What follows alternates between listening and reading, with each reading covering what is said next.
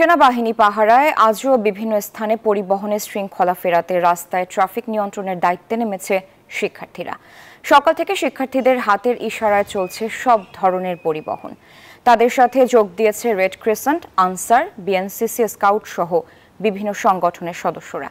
তবে রাস্তায় তেমন কোনো যানজট নেই, বেড়েছে যানবাহনের চাপও।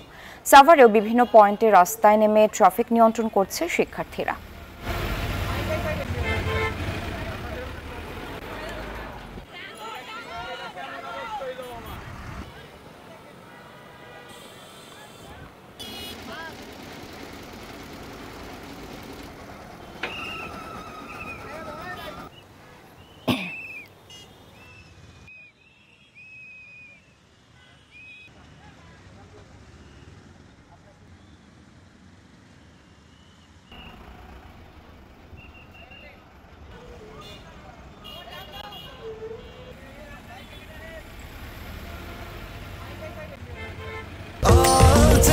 স্বাস্থ্যকর অল টাইম হানিকম্ব, সব সময় অল টাইম হেলদি লাইফ।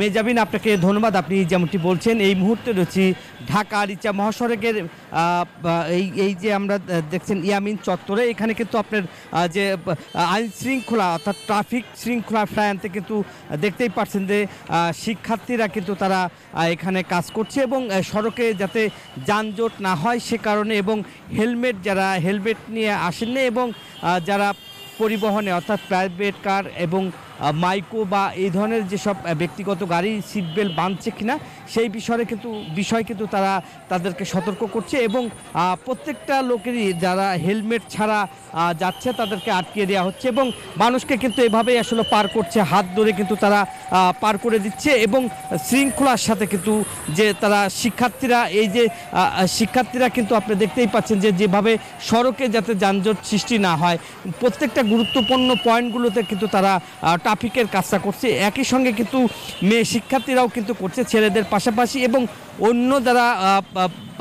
অন্য যারা আনসারও রয়েছে, এছাড়াও ফায়ার সার্ভিসের টিমও কিন্তু একসাথে যৌথভাবে কিন্তু তারা মূলত কাজ করতেছে এবং এই যে ট্রাফিকের যে দায়িত্ব, যে শৃঙ্খলা অর্থাৎ পুলিশের যে কাজটা যারা করতো সেই কাজটা কিন্তু এখন শিক্ষার্থীরা করছে এবং স্বেচ্ছাসেবী যে সংগঠনও কিন্তু তাদের সাথে যুক্ত হয়ে একসঙ্গে ট্রাফিকের যে কাজটা তারা নিয়ন্ত্রণ করছে। এই ছিল ঢাকা আরিচা মহাসড়কের সর্বশেষ ফিরে যাচ্ছি স্টুডিওতে।